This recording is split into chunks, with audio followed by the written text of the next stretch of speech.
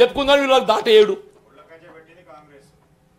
కనీసం అవకాశం ఇచ్చిన చెప్పుకోవడానికి మీరు అవకాశం అని చేయలేదు. మీకు అదే అంటున్నాం. మీరు సెక్యూరిటీ పర్పస్ ఏం పెడతారని కాదు, పెట్టుకోండి.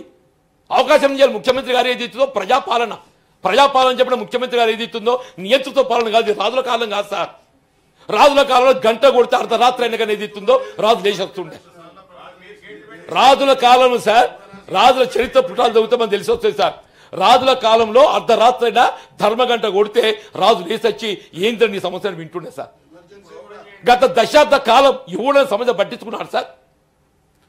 ఇలా మార్పు కావాలి ఎందుకు వచ్చింది సార్? ఇలా ప్రభుత్వం మార్పు కావాలి ఎందుకు కోరుకున్నారు? ఈ నియంత్రిత పోకళ్ళు చేయబట్టి. మీరు అవినీతి పక్కన పెట్టండి, అవినీతి ఎట్లా వెలికి వస్తుంది, మీ కమిషన్ బాగుతో బయటకు వస్తుంది. కానీ ఇంత నియంత్రితం అసలు ఊహించం సార్ చెప్పంటున్నా, ఇంత ఊహించం సార్ చెప్పంటున్నా. నేను ముఖ్యమంత్రి అంటే ప్రజాపాలకుడు సార్, ప్రజాపాలకుడు. మేమైతే సేవకులు అనుకుంటున్నాం. మా ప్రభుత్వం గౌరవ ముఖ్యమంత్రి మొన్న నివేదించిండు, నేను పాలకుని కాదు సేవకుని చెప్పాను సార్. మొత్తం ప్రజాప్రతినిధులు అందరూ కూడా ఏదైతుందో మొత్తం ప్రజాప్రతినిధులు అందరూ కూడా సేవకులు భావించాలని చెప్పట్టు సార్. అప్పుడు మాత్రం ఏదైతుందో తెలంగాణ రాష్ట్ర ఏర్పడిన లక్ష్యం నెరవేర్తాలని చెప్పంటున్నా. మనం ముందున్న టార్గెట్ తెలంగాణ రాష్ట్రం ఏర్పడిన లక్ష్యం నెరవేర్చబడాలని చెప్పంటున్నాను. నేను మీరు ఉద్యోగాల కల్పన మీరు మొదటి సంవత్సరం 2 లక్షలు ఇస్తామని చెప్పాను sir. It's the major target before us. మీరు తక్షణం ఏదైతుందో ఈ ఉద్యోగాల భర్తీ ప్రక్రియకు కావాల్సినటువంటి నోటిఫికేషన్ జారీకి మీరు Telangana public services commission revamp చేయండి. Telangana public services commission revamp చేసి మీరు కొత్తగా నియామకం చేయండి. చేసి ఏదైతే తక్షణమే నోటిఫికేషన్స్ ఇవ్వండి. మొదటి సంవత్సరం 2 లక్షలు అన్నారు, తర్వాత సంవత్సరం 1 లక్ష చొప్పున 4 ఏళ్ళు 4 లక్షలు, 4 2 6 లక్షలు సార్ అధ్యక్ష చెప్పంటున్నా. 6 లక్షల 33%, 1/3 of it is goes to ఆడబిడ్డలు సార్. అంటే 6 లక్షల 2 లక్షల ఉద్యోగాలు మా ఆడబిడ్డలకు వస్తాయి.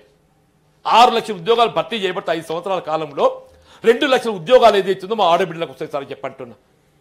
దయచేసి తెలంగాణ రాష్ట్ర ఏర్పడిన లక్ష్యంలో ప్రధానమైంది ఇలా ఉద్యోగాల కల్పన, అందరికీ సమానమైన విద్యా అవకాశాలు సార్ చెప్పంటున్నా. ఇలా ప్రైవేట్ సెక్టర్ల యాజమాన్యం ఏదైతే దోపిడీని అరికట్టండి అని చెప్పంటున్నా. ఫీజుల నియంత్రణ చట్టం తెండి అని చెప్పంటున్నా. ఒక విధమైన ఒక ఆత్మవిశ్వాసం కలిగించే సమాజానికి అని చెప్పంటున్నా. నేను దయచేసి ఏదైతుందో వైద్య సదుపాయాలు మెరుగుపరచండి సార్ అని చెప్పంటున్నా. ఇలా హైదరాబాద్ ఓల్డ్ సిటీ ఉండేది సార్. మా ఓల్డ్ సిటీకి మెట్రో రైలు ఉండద్దా సార్? మీరు రాయదుర్గంకి వెళ్ళి ఏర్పాటు చేస్తామని చెప్పారు. సాఫ్ట్వేర్ వాళ్ళకి ఏర్పాటు చేస్తారు, సంతోషం. హమారా పురాణా షహర్, హమారా ఖైదీ, ఆడ హిందువులు ఉన్నారు, ముస్లిమ్స్ ఉన్నారు, వాళ్ళకి మెట్రో రైలు సౌకర్యం ఏర్పాటు చేసే బాధ్యత మన మీద లేదా సార్?